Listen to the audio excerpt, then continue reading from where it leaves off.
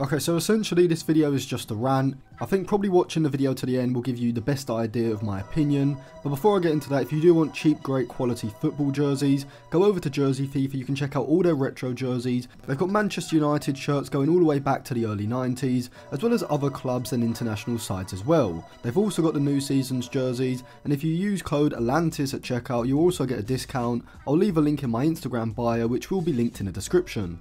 So I'm just going to play some highlights of previous years over this because I think a small minority of the fan base actually need to remember that we are Manchester United. We aren't a mid-table side or a side that should be just staying up and fighting relegation. We should be challenging for titles. But before I get into it, I'm so close to blocking the words agenda and reactionary from the comment section. I keep seeing the odd comment saying I have an agenda against Ten Hag. No, I don't. I just have an opinion. You have an opinion as well. Why is an opinion criticising Ten Hag an agenda, but your opinion defending him isn't one? I could just say that you have an agenda as well. It's simply just a way of discrediting someone's opinion without actually having to make a rebuttal. No one has an agenda, it's just a different opinion. Secondly, it's not reactionary to be critical of Ten Hag or even want him sacked. We've been diabolical all season, that's 4 months.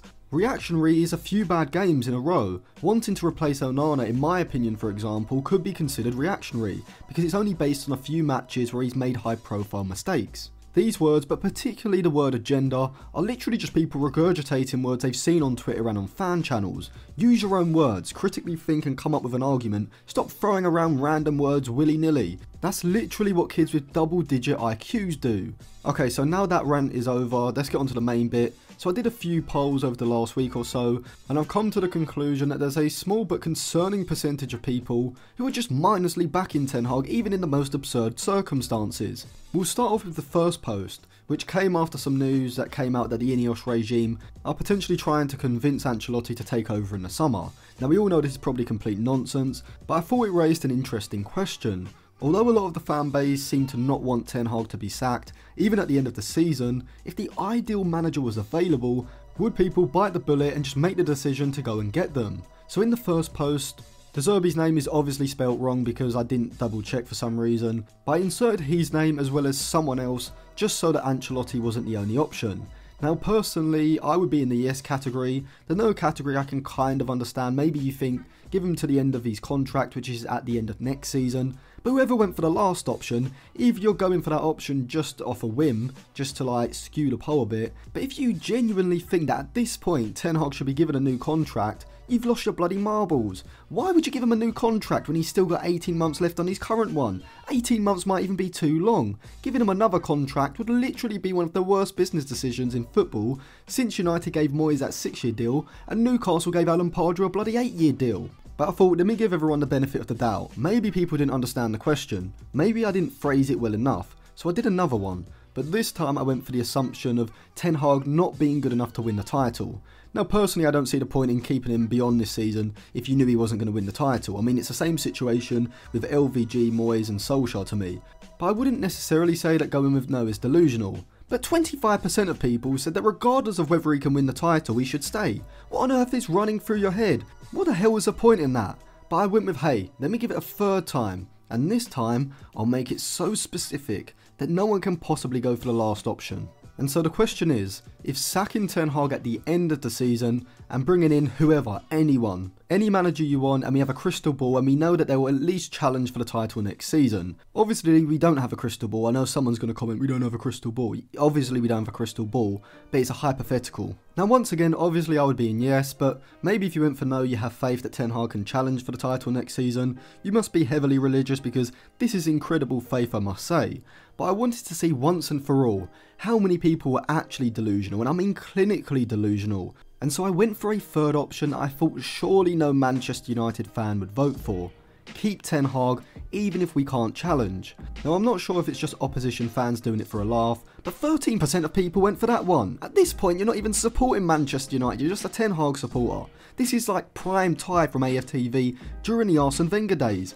Someone in the comments section said we need to get out of the cycle of sacking managers. No, we bloody don't. We need to get out of the cycle of not being able to challenge for the league. If sacking Ten Hag means that we can challenge for the title, you have to do it. Who gives a shit how many managers we sack? As long as you get to the point where you want to be. That's exactly the mentality of both Real Madrid and Chelsea over the past decade or so, have won the Champions League the most times. Yes, of course, you don't want to just keep sacking managers, but that doesn't mean you just keep the wrong man as manager just so you don't have another name on the sacked list. If sacking a manager forced you to hand over one of your Premier League titles, then maybe I could understand it, but the objective is to win the Premier League, not sack the least amount of bloody managers. Also, I don't know where this narrative that Manchester United keep sacking managers prematurely has come from. If anything, they aren't sacking managers quickly enough. Under LVG, Mourinho and Solskjaer, it became pretty obvious they weren't the man to win the title. About 5 or 6 months before they eventually imploded, the ship was on fire and United had to sack them and just basically sack off the season. We've had 5 full-time managers in the last decade since Ferguson. People say, well, it's just because they weren't given enough time. Complete bollocks. Absolutely none of the previous 4 managers would have won the league, even if we had given them 4 or 5 years. We wasted the 21-22 season and Ronaldo's first season because for some reason we didn't replace Oli in the summer and actually go and get a top manager. We did the same thing with LVG and had to watch half a season of football that would literally put you to sleep. I think a lot of fans care more about winning arguments on Twitter and being proved right against rival fans than they actually do about United winning the league. United can't waste another season. If Ten Hag isn't the man with the capabilities of winning the title by 2026, maybe 2027, or at least challenging until March or April in the title race next season, then he has to go. It's now over a decade since we won the league. We are sleepwalking into what Liverpool experienced in the 2000s and the 2010s. And sooner or later we're going to look over our shoulders and realise it's 20 or 30 years since we last won the league. But then I gave it a few days and I thought, let me come back with another poll. This time I'll do one that surely no Manchester United fan can get wrong. So I put up a poll: who is the best manager? Unai Emery, Mikel Arteta, Eddie Howe, De Zerbi and Ten Hag. Now I'm not necessarily saying that Ten Hag should be bottom of this.